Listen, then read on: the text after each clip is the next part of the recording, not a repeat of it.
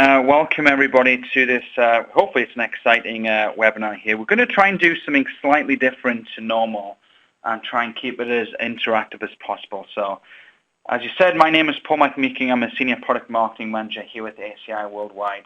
I look after the retail payments, which covers most of the acquiring space and some of the issuing space as well.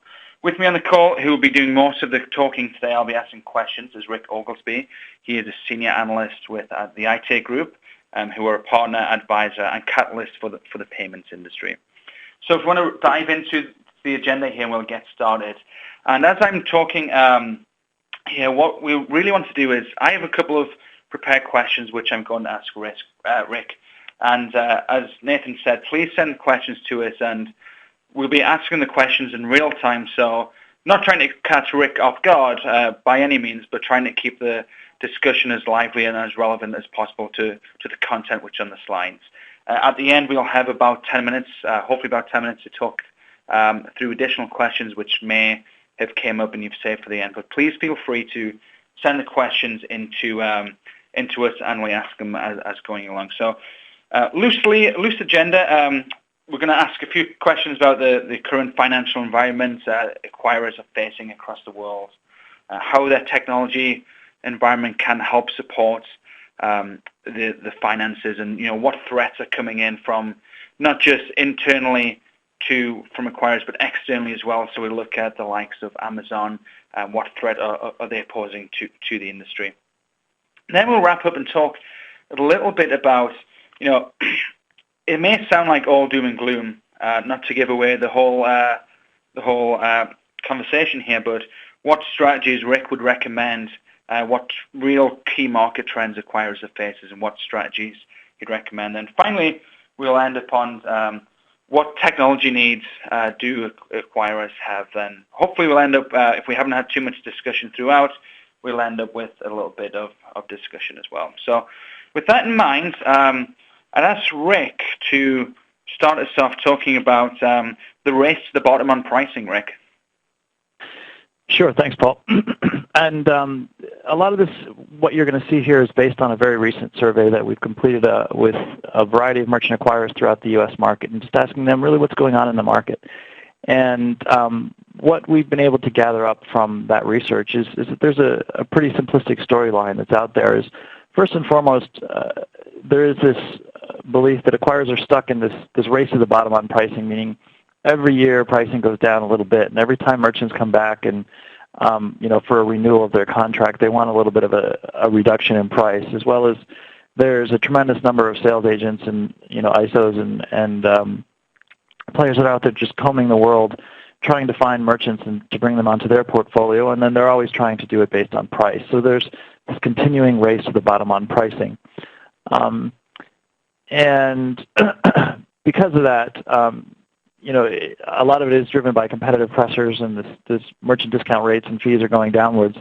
While at the same time, network and regulatory impacts are driving expenses upwards. So we have things like E&D coming through. We've seen a whole variety of other programs that are that are coming through, driven by the networks as well as by the regulatory environment through the government. And a lot of it is, as well, a governmental regulation that's aimed at the networks that the networks must respond to, and that driving additional impacts on the acquiring environment as they need to respond to the acquirer's response to the regulatory changes that are happening from a governmental standpoint, and acquirers are feeling stuck in the middle of all that. And as a result, margins are just being pinched, and there's really no relief in sight. This race to the bottom seems to be something that's going to continue for quite some time. So I have a quick question there, Rick. Can you get a little bit more specific on the impacts on the actual financial or the business model, so to speak? Yeah, absolutely. And we've dug into that quite a bit in our survey of the acquiring organizations across the U.S. And what we found is there's several key threats that the acquirers are looking at, that they see as driving key change and driving their changes in the economic environment from a merchant acquiring perspective. And what you can see here is there's several, and I think it's pretty telling that regulatory and compliance really came out as number one, with 29% saying this was the number one impact on acquiring economics in the next 18 months or so.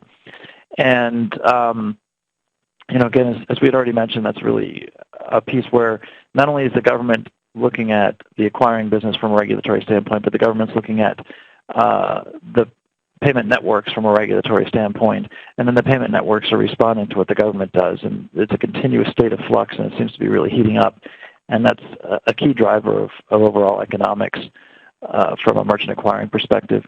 And then number two is really a tie between what I would call more traditional competition, meaning the competitive environment and traditional acquiring, the traditional acquirers that everybody's been competing with for a number of years, continuing to drive pricing downwards.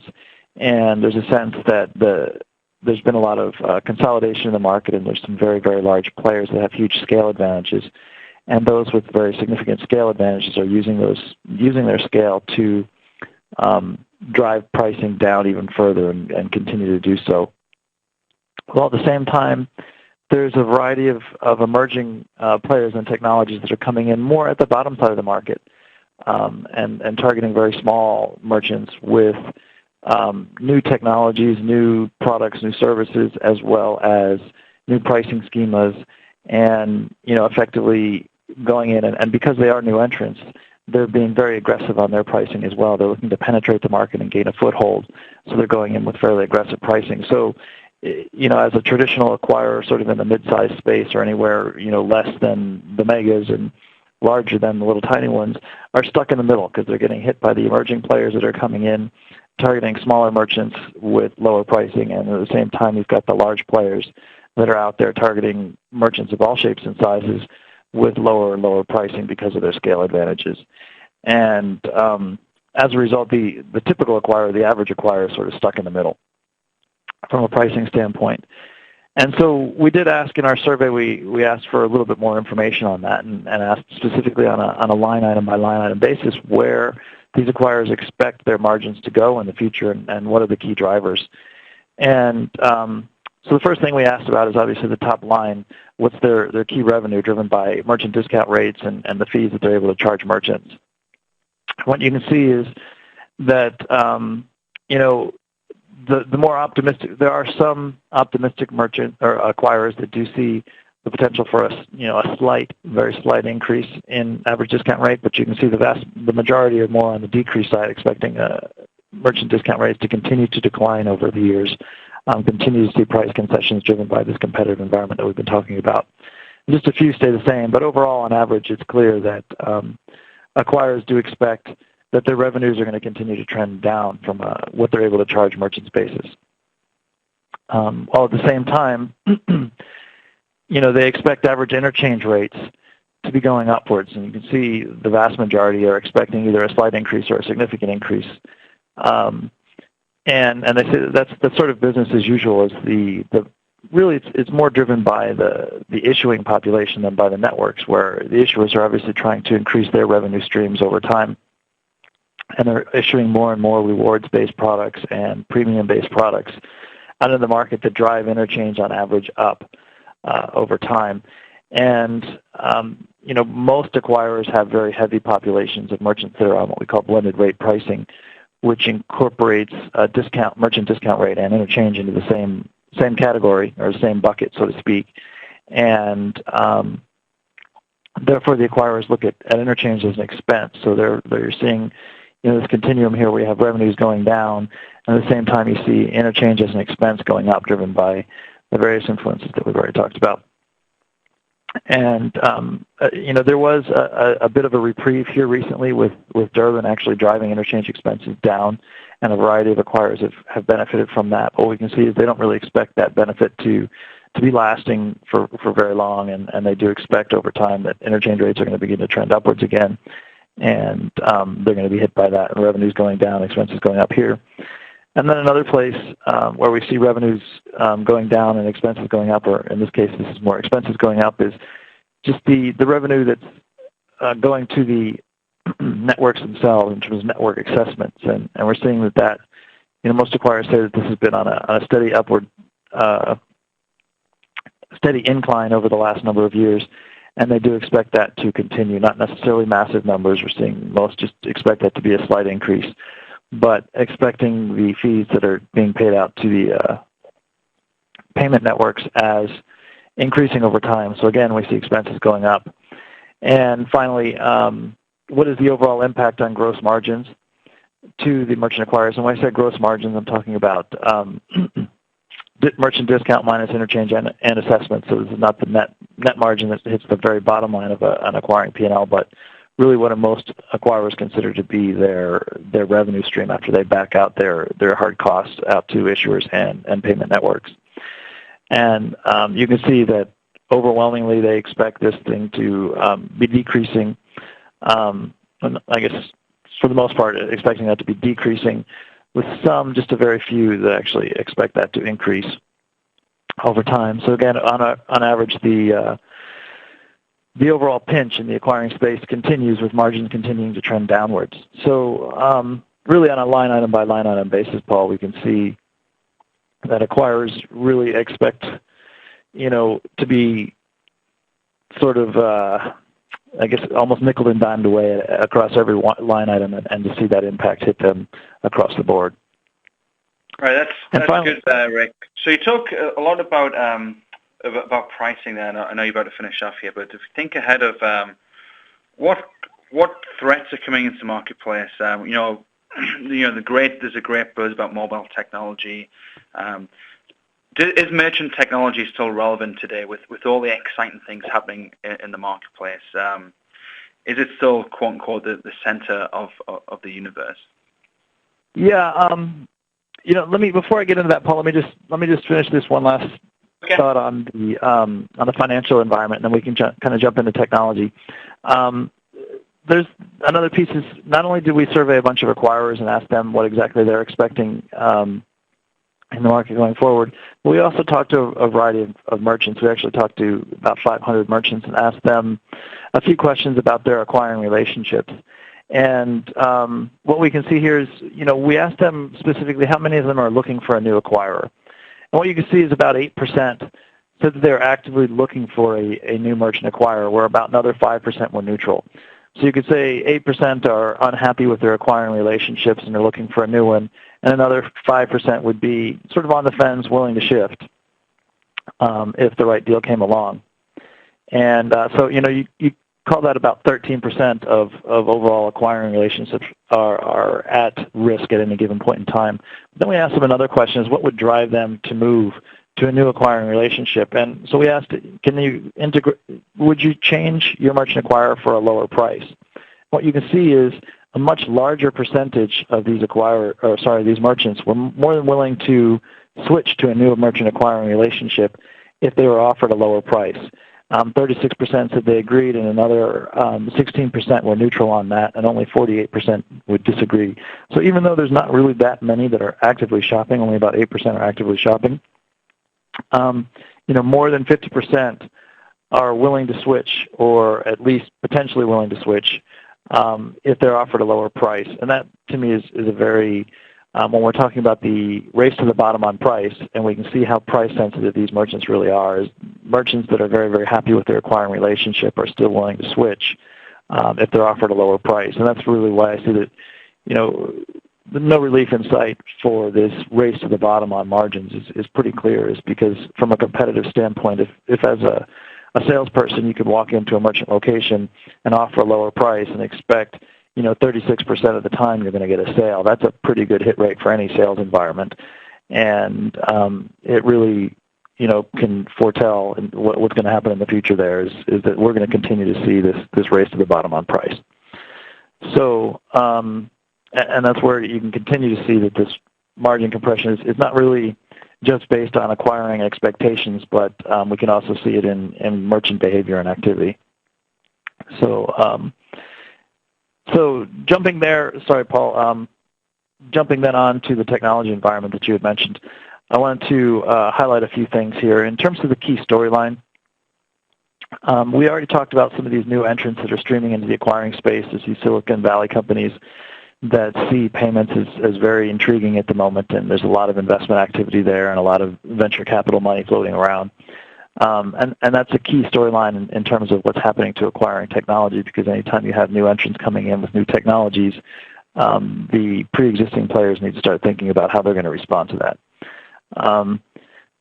a lot of that is driven by what I view as e-commerce players looking to seek mobile technology to take their business models offline. So, obviously e-commerce came around in the late 90s, and it transformed the way a lot of consumers shopped and a lot of merchants were selling.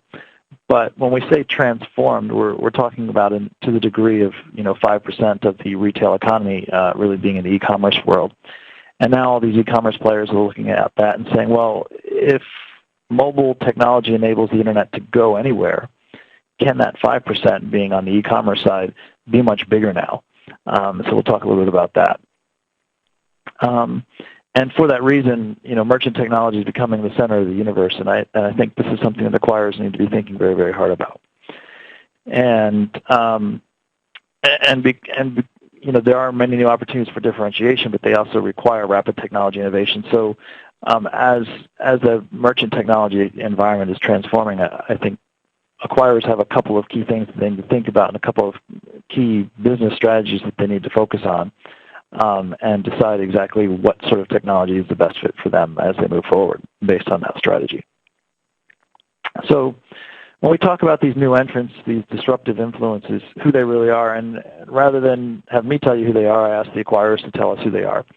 And, I asked, and I didn't really even ask who are the disruptive influences. I asked, who are the largest competitive threats? And what you can see is the largest competitive threats are the disruptive influences.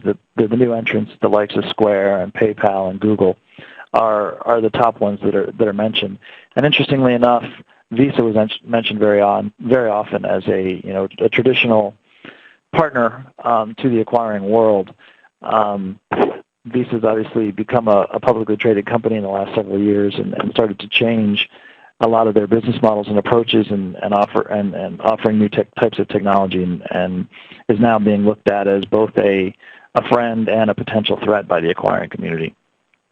And finally, we have just a quick question, Rick, which came in. Sorry to interrupt. A little bit about Square. There's been a theory, which I've heard a few times, is that Square has actually expanded the potential, expanded the pie so that the micro merchants are now accessible, where they're not really that much of a threat. So it's kind of the things I've heard in the marketplace are kind of different to what's presented here. Can you expand a little bit on Square at all or not?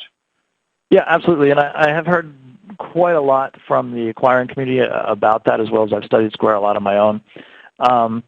And I think they're looked at both positively and I guess probably negatively is not the right word, but both as a benefit to the overall market as well as a threat to the overall market. I think both of those things are true. So the micro merchant space is clearly something where Square has blazed a lot of trails and has really opened up a new market, and I think the acquiring community is very grateful to them for that. As they figured out ways to attack a market that had never been attacked before and make it potentially viable, although Square, based on my knowledge, is not yet profitable in that segment, nor are very many other players profitable in that micro merchant segment. Square did create a blueprint that makes it much more feasible to target them. But at the same time, they also changed the perception of what a merchant acquiring account is all about. Through their merchant aggregation models, they've made it so easy to sign up for a merchant account that it's and instant access and instant payments and all these sort of things. They call it the consumerization of a merchant account, which sort of raises the bar as far as how other acquirers need to behave in any type of merchant environment. So if a micro merchant can get an instant merchant account, why couldn't a large established one?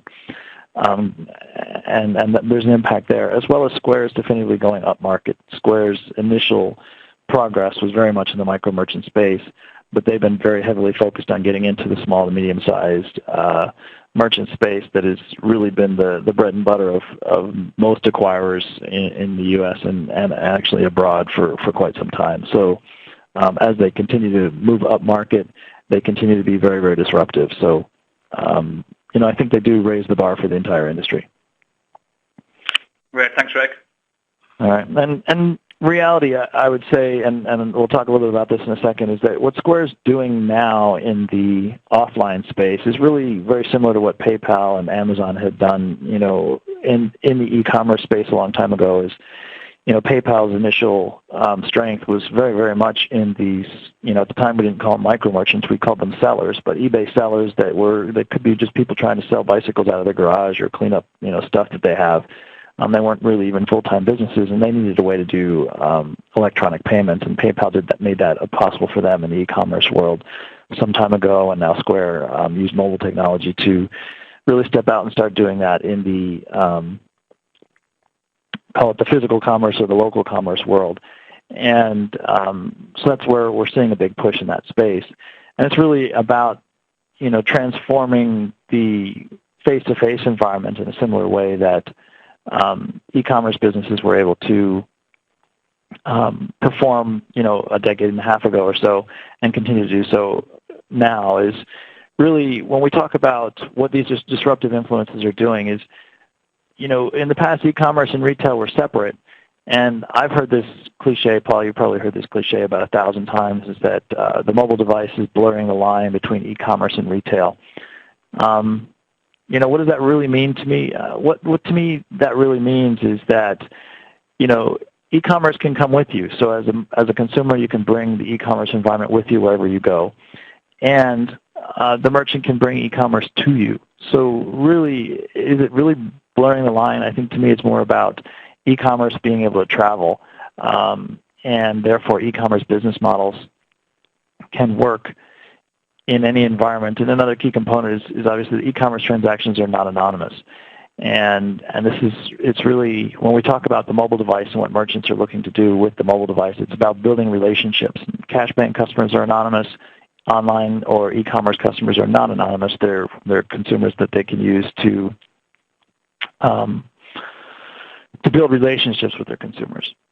And Rick, I just had a question come in there about the previous slide before you go too far. Why do you think that Visa was included as a disruptive influence or a competitor if they're not an acquirer today? You kind of briefly touched upon it, saying that they're publicly traded and they're changing the business models. Can you expand on that more or not? Yeah. Visa is obviously, as a publicly traded company, they have shareholders to worry about, which is very different than in the past when they were an association, and they needed to make money, but their primary role is to make sure that their partners made money. At this point in time, they need to make money for themselves, and they're obviously a very powerful brand and a very powerful organization. And they have made some changes in the past on the technology front, which indicate that, from an acquiring perspective, they may want to compete. Although they aren't directly competing in the acquiring space right now, they are actually directly competing in the acquiring technology space right now. And some of the things that they've done with the CyberSource acquisition as an example, and allowing merchants to direct connect to Visa via CyberSource capabilities, is a space where, on the technology front, they're perceived as competing with acquirers. Very similar to the old MDEX platform, which is a way that merchants could connect directly to Visa in the past. Acquirers looked at that as a threat and didn't really sell that particular solution very much because they saw that as a competing technology. And Visa's been, frankly, doubling down on that competing technology front, on the technologies that allow merchants to connect direct. And obviously with CyberSource, they did briefly own an acquiring portfolio, which they did sell off, so as to not directly compete with the acquiring business, but they're definitively competing on the technology front right now, and I think a lot of acquirers are a little bit wary as to where that might go in the future. Great question, by the way, who asked it. Sorry to interrupt there, Rick. No problem. So getting back to this construct of expanding e-commerce, what I want to do is I'm just going to dive in a little bit on Amazon, just because Amazon is really the largest player in the e-commerce space at this point in time. We'll talk a little bit about what the e-commerce business model is and how that might apply out in the offline environment. And really, when we talk about Amazon, although sometimes payments companies look at Amazon and say Amazon's a potential payments threat or a payments player, Amazon's not really a payments player right now. What they are is they're an e-commerce player, obviously. And in their umbrella, they provide a whole suite of services. They do directly sell products to consumers, but they also facilitate third parties completing sales of products to consumers. So they provide this Amazon marketplace. And within that Amazon marketplace, they provide the tools to, on the marketing front. So any merchant, or sorry, any seller can access the Amazon site and use that as a place where they can reach customers. They don't need to do a whole bunch of brand development. They don't need to do a whole bunch of marketing activity or whatever. They can ride underneath the Amazon sales and marketing umbrella to go out and find customers. Amazon also provides the technology platforms that they need to run their business. And they do, yes, provide the ability to process payments. They also provide fulfillment services. So if you're a seller, for example, maybe you're just an artisan and you'd like to make wood crafts in your garage and sell them on Amazon, you can take all your wood crafts and ship them over to Amazon. Amazon will store them in their warehouse. And when a consumer buys those things from you, Amazon will actually complete the shipping. And if the consumer has a problem with the delivery of the product, then that consumer will call Amazon. So it's really this business in a box, everything that they would need to run their business from front to back, including payments, yes, but payments is really a small component of their overall value proposition. And to me, it's, as the entrepreneur, you bring a product, and Amazon will bring everything else that you need to run your business. And so as an Amazon or an eBay or some other player like that participates in the e-commerce space, and you realize that they're in a $223 billion space, which is how much business we're doing, in the U.S. For online e-commerce business, and they realize that there's another $4.4 trillion worth of business that's being done in the face-to-face world, and they have this suite of services that they can leverage through the mobile device to provide this business in a box. You bring your product, and I'll bring you everything else that you need. They realize how much bigger their business could be. And when you look at that, just looking at, here's a couple of companies and what they're doing in the e-commerce world. This is Google's e-commerce, or this is Google's U.S. revenue for 2012, about $21 billion.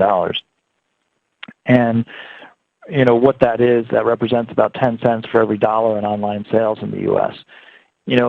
If they can get to 5,000ths of a penny in per dollar in retail sales in the U.S., they can double their revenue to 40-some billion. Or if they can get to the same level of penetration in the offline world that they have in the online world, you can see what that would do to their revenue. And eBay has a very similar potential growth curve. So they're looking at this and saying, wow, if I can escape this $200 billion e-commerce space and get myself into the $4 trillion retail space, I can really magnify my revenue. And it's not about payments. It's about providing this full suite of services, business in the box from front to back. And Square, I think you'll see, if you really look at Square overall, they start off as a payments play, but what they've been building in the recent past is something that's really expanding this overall business in a box suite of services in an offline environment. And actually, they've recently gone online as well, so they're going to provide the local as well as online presence and provide, again, all of that in a box, make it really easy for the merchant to have all of those tools. And that's where, when you look at all of this from an acquiring perspective, what is the environment that these businesses are trying to build? They're trying to build a solution where they can provide the sales engine, they can provide the fulfillment engines, they can provide the payment engines, they can provide all sorts of customer servicing tools, all sorts of technology to these merchants. And they're offering all this from a cloud-based solution, so they have this central hub where they can provide a data exchange between consumers and merchants, so that consumers via their mobile device or via their PC or laptop or whatever it might be. And the merchants are uploading all this information through their mobile device or PC or laptop, and it's all coming together in the cloud. And so these, they're able to provide the marketing solutions, loyalty solutions, all these sort of things. It really transforms the potential merchant technology environment. And that's where, when we talk about the type of technology or the type of transaction that actually could occur in this sort of an environment, if you consider a situation where a merchant decides that they're going to publish an offer, and let's say they'll publish that offer in eBay. And so the merchant will push information through to eBay, and eBay will push that information through the consumer, and then the consumer is going to actually pick up that offer and take it back to the merchant, pick up the product, try and redeem the offer, and pay the right amount. There's so many different, and I've actually, what that transaction would actually look like in this particular environment. All that information that needs to be exchanged throughout just to make all that happen and have that merchant technology be the centralized hub for all that. And this is really, to me, what we talked about, Paul, in the beginning. We said merchant technology is becoming the center of the universe. It's because, all of these interactions are centered on merchant technology. The merchant takes the offer, they push it out to a whole variety of different potential offer publishing providers who are going to push it across to the consumer, who's going to then bring it back to the merchant, and it needs to be redeemed, and then some sort of a net payment needs to go out. And one of the key things that acquirers need to be thinking about is, do they want to be this guy, or do they want to be this guy? And we saw, I'll take you through that animation one more time here. We saw that this arm, the actual payment arm, is just one of many arms that are going on here. And the processors made a lot of money by processing these payments over the years, but there's so many more opportunities here, and we've seen some acquirers decide that they need to get into this space. They want to be over here. They don't want to just be here anymore. And that's a key component, a key decision that acquirers need to be making. And really, the merchant's paying all these bills, so that's why they need to be the center of it all, and that's why merchant technology is the prime real estate. And obviously, there's lots of opportunity because in the cloud-based environment, it's a far more competitive environment. Anybody can get their stuff out over the cloud and try and compete. And again, you need to decide if you're going to be one of these guys or you're going to be one of these guys. So. Sorry, Paul, I hope you don't mind. I'm conscious of time here, and I want to kind of plow forward a little bit here. Oh, yeah. So overall acquiring strategies, we're talking about, acquirers are looking at this and say, well, they need to transform their business to escape margin compression and compete with disruptive influences. How are they going to do that? And they're weighed down by regulatory and card brand requirements. They have all these costs associated with meeting compliance updates on an ongoing basis. And they need to transform their business, yet all their technology resources are being eaten by these requirements that are being pushed upon them from the outside. And so they need to reduce their resource commitments to the things they must do so that they can reallocate their business to actual transformation and investment stuff. So instead of cost of compliance, they want to talk about investment and transformation and how they can actually accomplish that.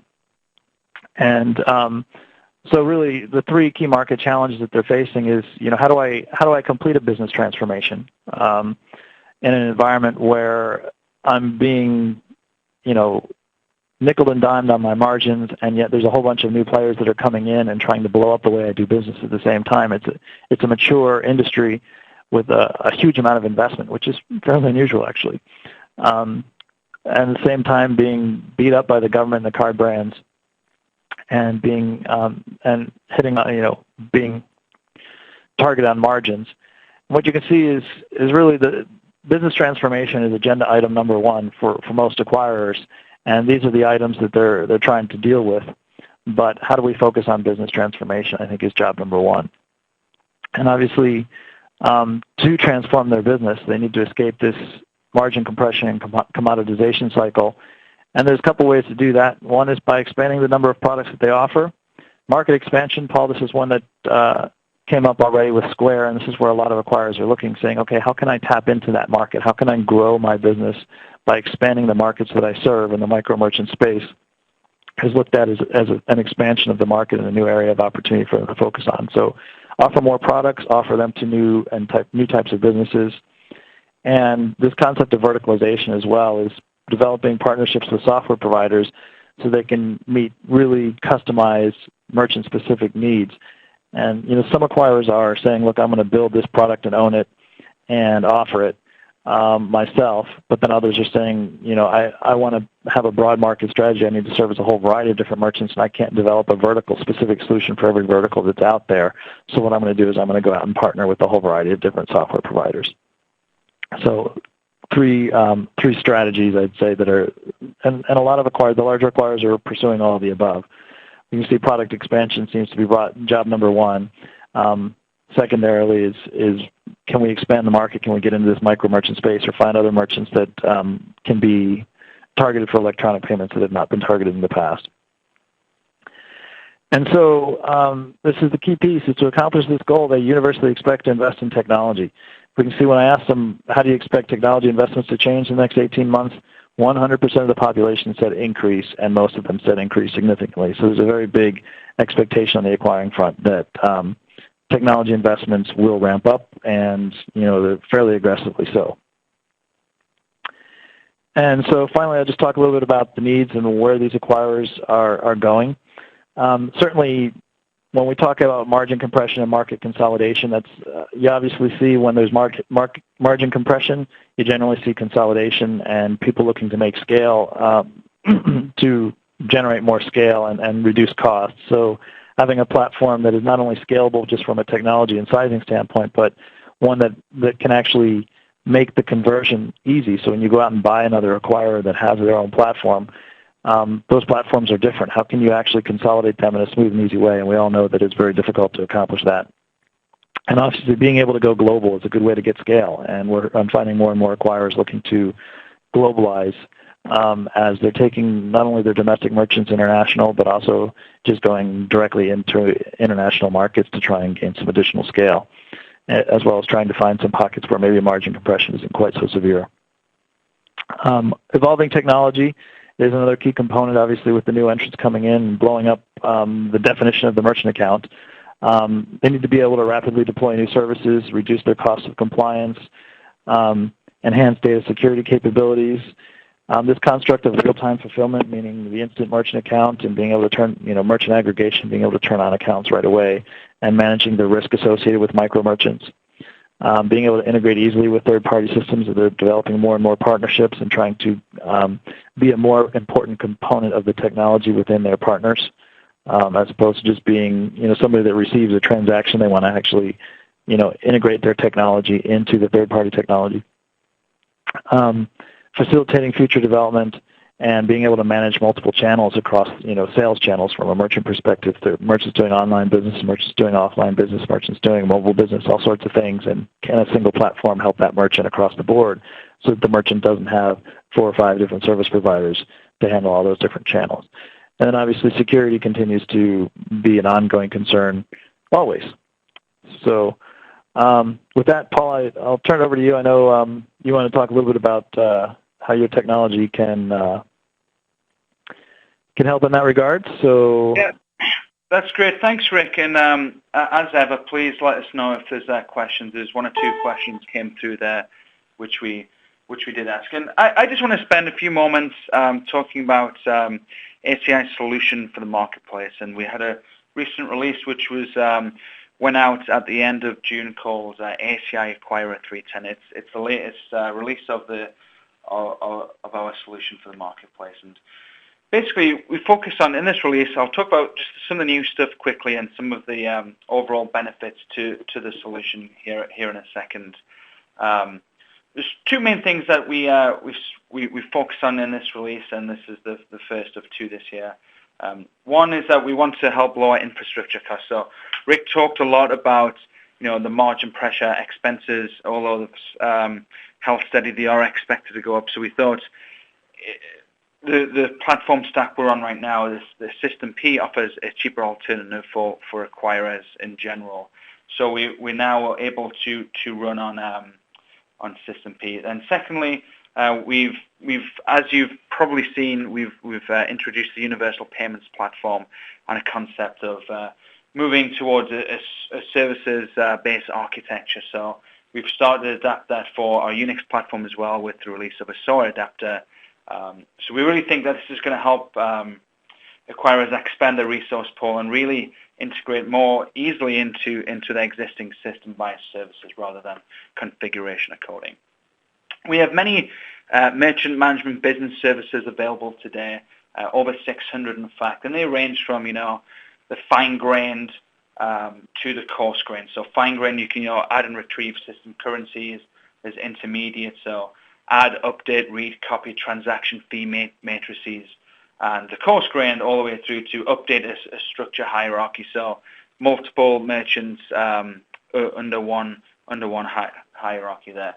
So this is a pretty technical slide, and this is the intent of this discussion, not to be technical, but I just wanted to just show kind of some of the new things we've put into our latest release of Acquirer and some of the great things we're working on from a business services standpoint.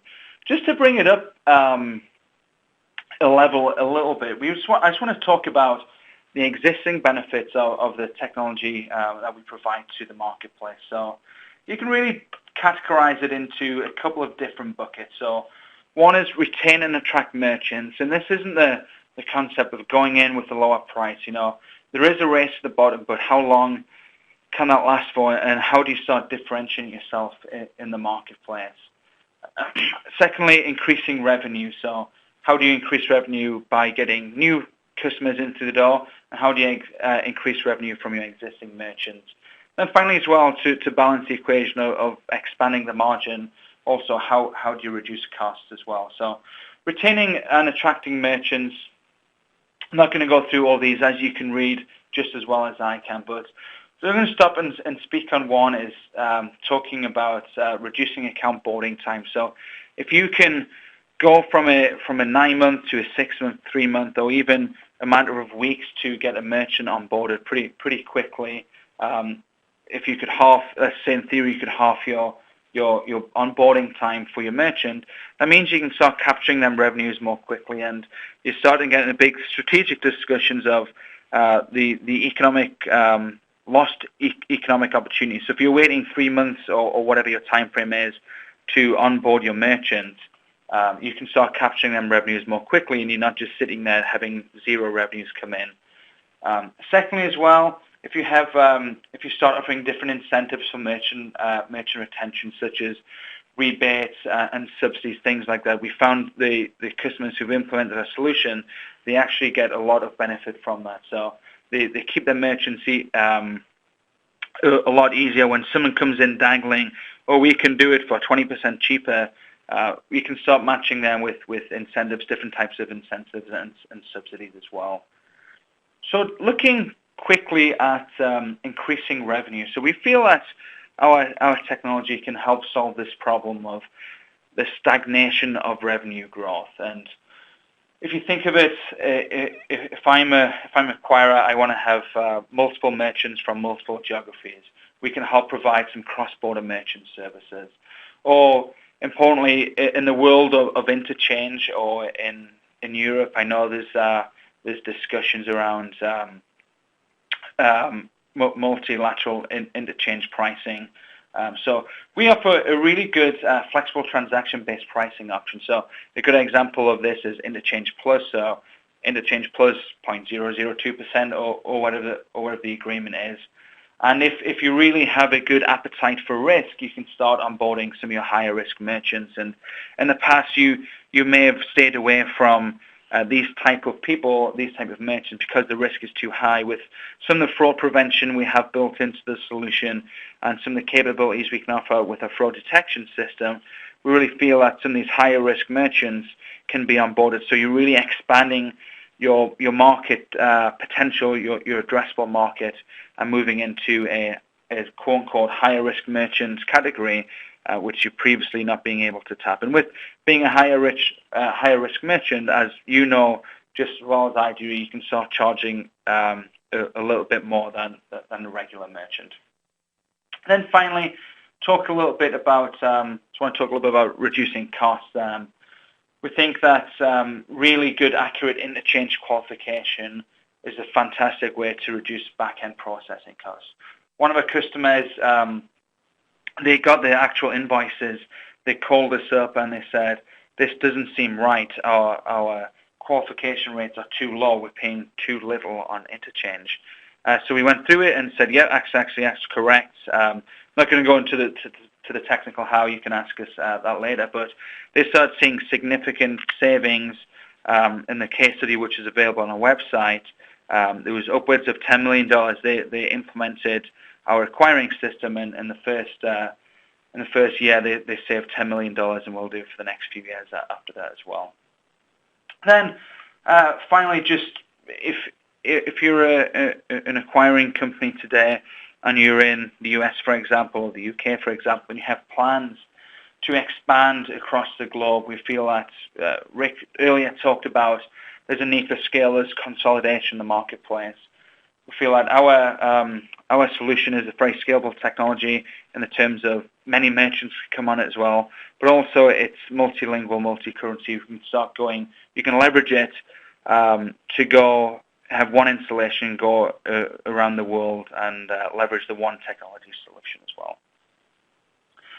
I just want to spend a few minutes talking about ACI Acquirer there and some of the benefits that we feel we can bring to the marketplace. But at this time, that's all we have planned to talk about. But I would like to open up for questions. You can submit them via the chat there. Or I'm not sure, Nathan, if you can open the lines up for discussion or not. But we'll start taking the questions via chat, and I'll ask Rick them questions when they come through. Paul, if you'd like, I can open all the lines. Yes, please. If you could, Nathan, that'd be great. And if you don't feel comfortable asking the question, you can always send them through chat as well. And all phone lines are currently open, so if you do have a question for Rick and Paul, you can just go ahead and ask your questions. So there is one question which came through on chat. The first one is, can we obtain a copy of the presentation? That's yes. We'll make it available on our website, and then also for download the actual speaking portion as well. If you want the slides, I'm assuming it's okay with the Aite group, we'll be able to send them as well. So the first question, which the first quote unquote real question which came up is, you didn't talk about Apple in the marketplace. You mentioned them on a slide. Obviously not a direct acquirer, but you talk about Amazon. What are your thoughts on Apple, Rick? Yeah, and Apple's obviously one that comes up as sort of the sleeping giant in this space. Is they haven't really done anything, beyond what they do in the iTunes marketplace and within their own stores. But I think a lot of people are wondering what they're going to do. And in my view, I think that's a very valid concern at this point in time if you're in the acquiring space. Though they haven't made their move, I do believe that they are setting a foundation to make a big move in the mobile space. And in reality, I expect their strategy to parallel the sort of Amazon Square strategies is really this construct of building a marketplace, not really trying to go after a payments business, but going after the marketplace business, help consumers and merchants find each other and then help them transact. And payments is certainly a component of that. But the monetizable component, the more valuable component, is really the sales and marketing aspect of it. And I've done some blogging on that recently as far as how I think Apple's strategy is shaping up. I do think that they're still probably 24 to 48 months out even before they make their big move. Could be as soon as 18 months, but they are slowly, steadily putting things in place. And I think the key thing about Apple is they tend to be a reinventor more so than an inventor. So I think that they're sitting there and biding their time and watching others play in the space, and they'll make a move when they think that they can, when something's taken off enough that they think that the market has been proven for it, but that they also think that they can really improve on it. And I think those opportunities are building right now. I just think that they're a little bit out still. Great. And one more question came in, and I think Chris Pascoe is just on the phone here to answer this better than I can. I heard that one of your customers could board a merchant and allow them to transact within minutes. Is that true? Yeah, hi there. It's Chris Pascoe. I'm responsible for the acquirer product line for ACI. Actually, yes, that is true. We do have a customer who's able to use a service-based technology that we have actually on our mainframe solution, and is actually able to board merchants within minutes remotely through two reasons. One is that ability to board those account details real time. But secondly, also the fact that standard terms and conditions are also available to be picked up for specific segments and applied, whereby enabling to speed up the whole process. So yes, that is true. Obviously, if it's a large, complex merchant with thousands of retail outlets, like the one sort of Paul was alluding to earlier on in the discussion, then that's going to take a bit longer. But if it's a retail outlet that's fairly simple with standard terms and conditions, we do have customers who can board those types of merchants within minutes. That's true. So my comments before of going from months to weeks to days, you can actually go extend the further ago, take it to minutes. That's pretty good. So at this time, there's no more questions we have coming in. Take a moment, see if there's any verbal questions which come in.